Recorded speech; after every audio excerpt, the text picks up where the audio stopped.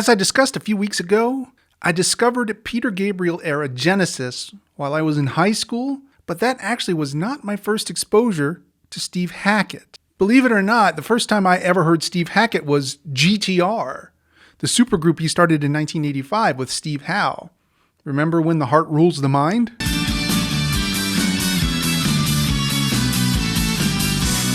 At that time, I still had fondness for songs like Heat of the Moment by Asia or On the Loose by Saga. And that's what prompted me to get a copy of GTR's cassette. When I look back at the track list of the GTR album now, the only tune I can remember with any clarity is Sketches in the Sun. And that's probably because I performed that song at a school project once. Come to think of it, that actually might be the first time I ever played in public.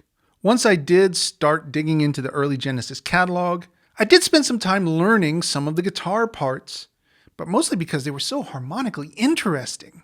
That is, it wasn't always obvious from the first listen what was going on in some of their songs.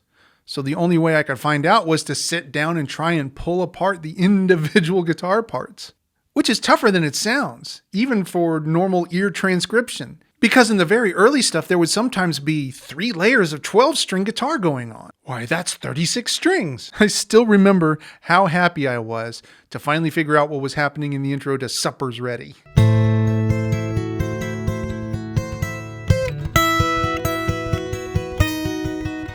So while I've never looked to Steve Hackett as an inspiration for my approach to improvisational guitar, there's an awful lot I have learned from him over the years.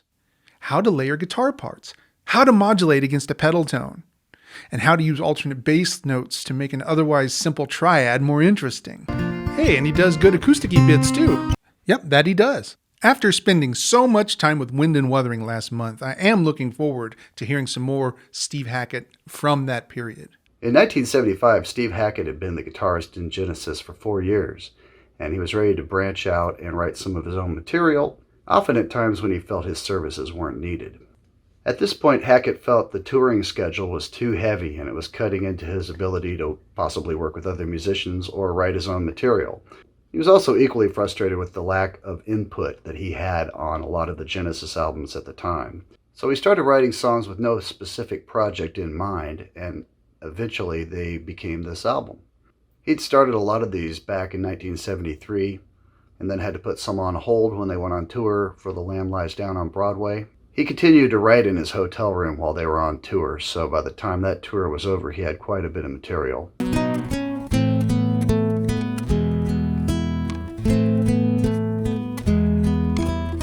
Voyage of the Acolyte was Steve Hackett's first solo album. This album has a number of interesting guests on it, including his brother John Hackett, Phil, and Mike from Genesis. And also on a few other tracks, he has some other bass players, including a guy named Johnny Gustafson and the amazing Percy Jones from Brand X. Sally Oldfield drops by as well to do a vocal track. Her brother is Mike, who you might remember from Tubular Bill's fame. The cover art is done by his wife at the time. Her name is Kim Poor. She went on to do a lot of his album covers for the next 20 years almost, I think. Maybe more. And this has a kind of the centerpiece, of course, is the Hermit, and then other tarot symbols are worked into the artwork as well. The idea of an album based around the cards in a tarot deck isn't exactly a new one, although in 1975 it was sort of fresh. Okay, so for about the first 5 seconds of this album, I could have sworn I was listening to a 70s Billy Cobham record. Voyage of the Acolyte starts off fierce.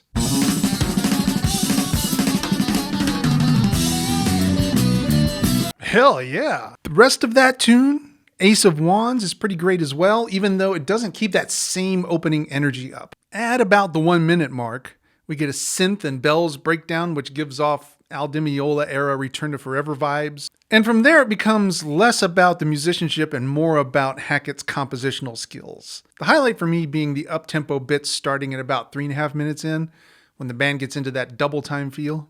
I love the sound of Mike Rutherford's bass there. The Ace of Wands is the boldest card in the deck, and it's based not on the kind of creativity that you might learn in school. It's about bravely finding your own voice. In other words, it's associated with creativity in the cosmic sense, dude. Cool. So how about the rest of the album? Well, let's go through it. Hands of the Priestess, Part 1. The High Priestess symbolizes intuition, sacred knowledge, divine feminine, and the subconscious mind. This is Final Fantasy music, straight up. If you played me this song and told me it was an arrangement of a song from Final Fantasy VII, I'd believe you. See for yourself.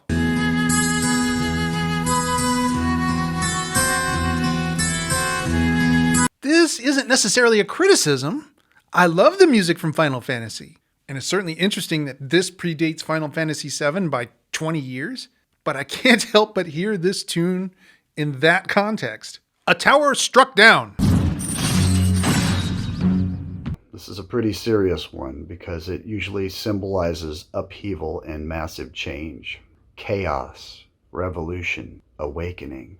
It can also mean personal transformation, fear of change, and averting disaster. I was playing this in the kitchen while cooking dinner the first time I spun the album. When it got to A Tower Struck Down, well, after about the 15th blat dun dun dun blat dun dun dun, I turned to Emily and I said, well, technically it counts as a song. By the end of it, though, it was giving off more JRPG vibes. Maybe music where you have to fight the weird mutated monstrosity that just escaped from the science lab. But then there's a bunch of sound effects and stuff, including what sounds like a crowd chanting "Victory, Salvation" in German. If you know what I mean? Not a choice I would have made. Hands of the Priestess Part 2.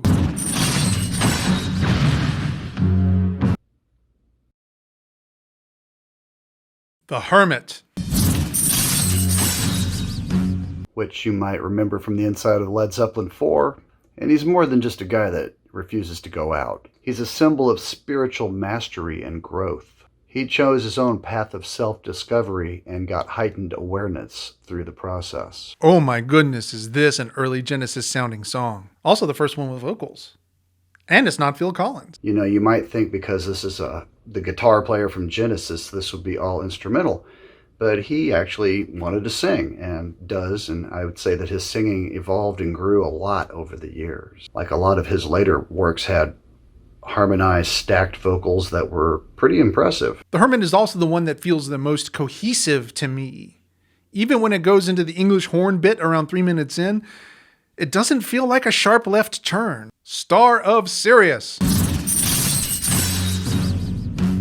The opening minute or so of Ace of Wands might be my favorite passage of music on the album, but this as an entire song, this one is probably my favorite on the album. I mean, it develops so nicely, from voice and guitar to a beautifully executed groove with inventive changes. Then for a time to a full-on classical and a rock context, before finally getting back to the really amazing groove to end the tune. Quite the journey. The Lovers. The Lovers symbolize love, harmony, relationships, values alignment, and choices. Pretty little minute-long solo piece on what sounds to me like a lute with double reverb, followed by some nice synth pads. Filler, but pretty. And finally, Shadow of the Hierophant. Hierophant. The Hierophant symbolizes spiritual wisdom, religious beliefs, conformity, and tradition. He's the masculine counterpart to the High Priestess. He's also known as the Pope or the Teacher. The combination of the voice and the orchestration actually reminded me a lot of the vocal bits on the album Apocalypse by the Mahavishnu Orchestra, though with a decidedly more British folk feel. I really like this set of changes that gets thrown in between the singy bits. Steve actually convinced Genesis to practice the song The Shadow of the Hierophant and tried to get it included on Foxtrot, but it didn't make the cut. And while it's interesting as a compositional device to use Rock Band as a single instrument in a larger arrangement, I did find it frustrating that these parts weren't more fleshed out. I mean, the chords are nice, the groove is nice. Why not live there for a minute instead of just playing through them once and stopping? I don't know. Maybe it'll grow on me. One track that was left off the album was actually called The Fool. Supposedly it was a cross between Pete Townshend's style guitar and ELO style songwriting. For that reason, I think it would have stuck out a little too much and not hung well with the rest of the record, so I can see why they left it off.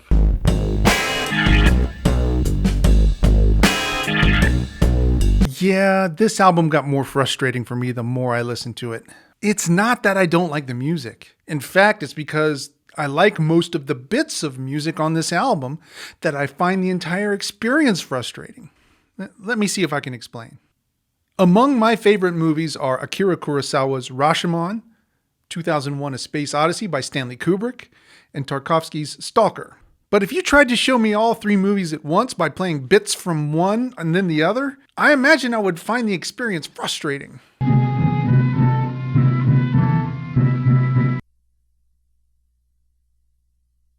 Open the pod bay.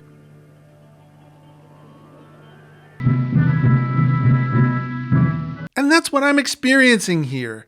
Every time the music establishes something, a theme, a groove, a melodic idea, you only get to live with that particular space for about 16 bars or so before it transitions into something different. Not something completely different, mind you. There is a logic and there is a flow from one section to the next, but the transitions are still a bit jarring. It feels to me like a collection of ideas that would be so much nicer if they were fleshed out more rather than just stitched together. Star of Sirius, for example. The vibe created in the Those Who Know Love section is so nice.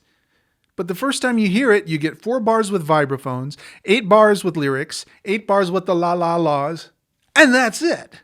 And when the groove comes in again at the end of the song, it's used primarily as a platform for Steve Hackett's fills between the vocals. And those fills are fabulous, but there's only like 3 or 4 of them that he repeats. I just think it would have been so much more fulfilling to explore those ideas more. Make a full and complete solo out of that part instead of a series of disconnected fills. So, if you and I were listening to Voyage of the Acolyte together, you could at any time ask me, hey, do you like this music right here? And unless we're at the opening to A Tower Struck Down, I would likely say, yes, this is nice. But at the end of it, if you were to ask me, hey, did you like that album? I would have to respond kind of, but mostly it was frustrating. Definitely check out the next few because he was definitely on a roll. His second album, Please Don't Touch, is a lovable hodgepodge of different styles. He had a number of guests on the album as well, including Richie Havens and Steve Walsh from Kansas, along with Phil Ehart from Kansas on drums on a couple different tracks. His third album, though, Spectral Mornings, is considered by many to be his best. It is definitely a fan favorite, and I think of the first 3, this is the one that hangs together the best as one unique statement. The follow-up to that, Defector, followed a similar path but was a little darker. And as you can see, these all feature artwork from Kim Poor again. At this point, I think she was working with the ceramic medium. So she was basically baking this artwork onto a tile. And it has a certain look because of that. Steve Hackett, the musician, is a monster. Steve Hackett, the writer, is clearly brilliant. But I think I'd like to have a strong word or two with Steve Hackett, the arranger.